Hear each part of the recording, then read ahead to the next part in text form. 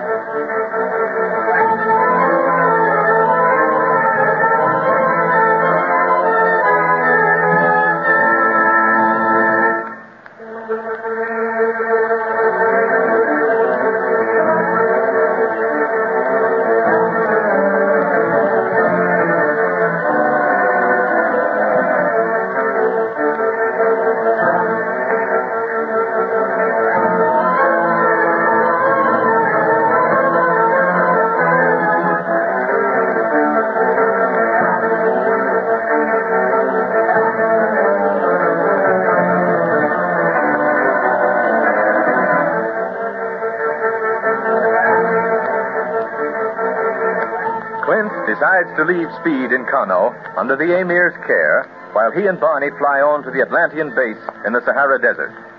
Meantime, the octopus, learning that the secret police are alive and are on their way to his headquarters, orders his operators stationed along the way to stop them at all costs. Thus far, nothing has happened, but as the boys and the Emir drive to the airport to get Speed's belongings from the plane, another automobile hurtles out of a side street and crashes into the royal car.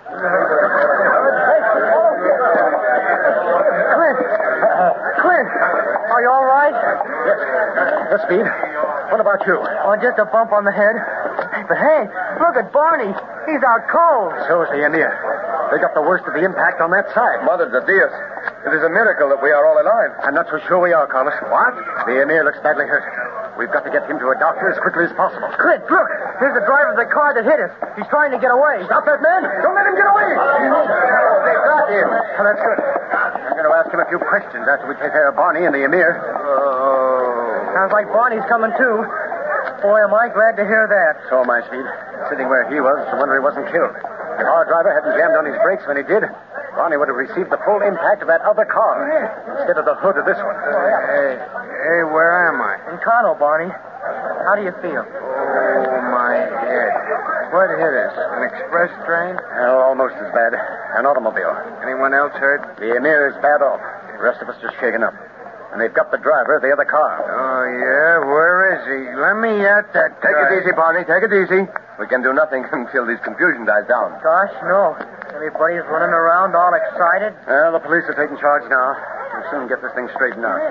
But the first thing we've got to do is get medical aid for the Emir. So come on.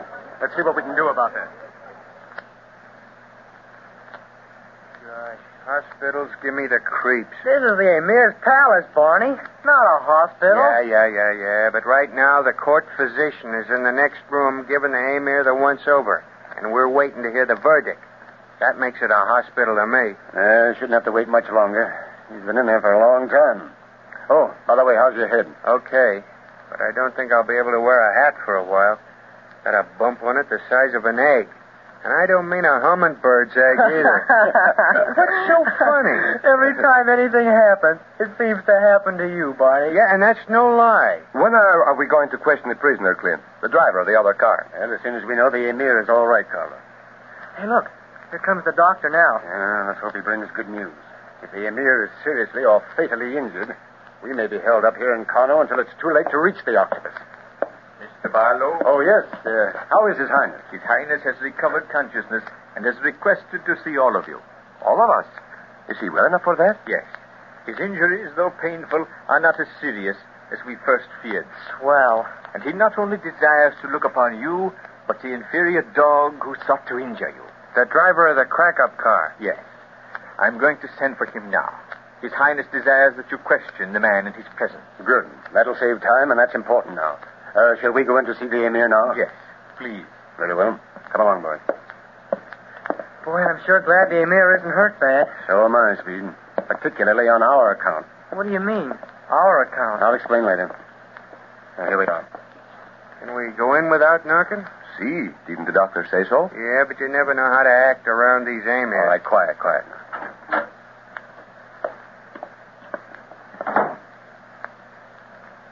He's got his eyes closed. Maybe he's asleep. No, I'm not asleep, Speed. I was merely concentrating. How are you feeling, Your Highness? Much better physically than I do mentally, Mr. Barlow, thank you. I'm highly incensed that such a thing should happen to my guests in Kano. Hereafter, I shall order all motor cars off the streets. We shall return to horses and camels for our method of transportation. Well, there would still be a risk, as long as we were around, Your Highness. Risk? Yes, you see, the driver of that car was trying to destroy us, the secret police, rather than you. But I do not understand. I'm sure we'll find that he's a member of the Octopus Band. Oh, I see. Then that means that the octopus not only knows we are on his trail, but has his men located along our line of flight to try and stop us. Exactly. Suffering whangdoodles. We're going into a mess of trouble and don't dare to stop on the way or somebody tries to knock us off. Knock us off? Well, sure. Look at that guy in the other car. He tried to knock us off the street, didn't he? Oh, most certainly. What a quaint way of putting it. By the way, the driver will soon be here. I wish you would question him in my presence, and my physician insists that I remain in bed for several days. So I ordered him brought here. Good. As soon as we get what we want out of him, we'll be on our way, Your Highness. I'm more anxious than ever to reach the Sahara after this last occurrence. Yes, Prisoner, Your Highness. you may enter.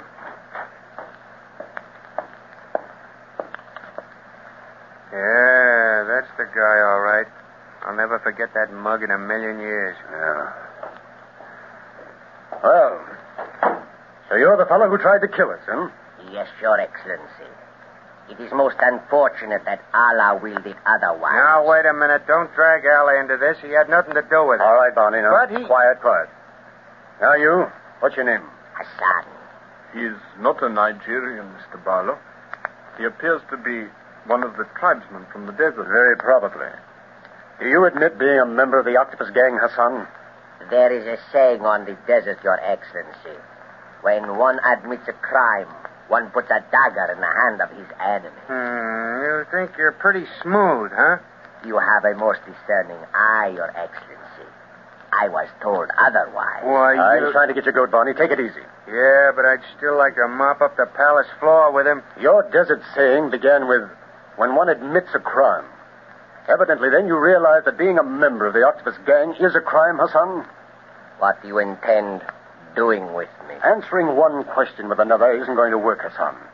Before you leave this room, you're going to tell us everything you know about the octopus. And if I refuse?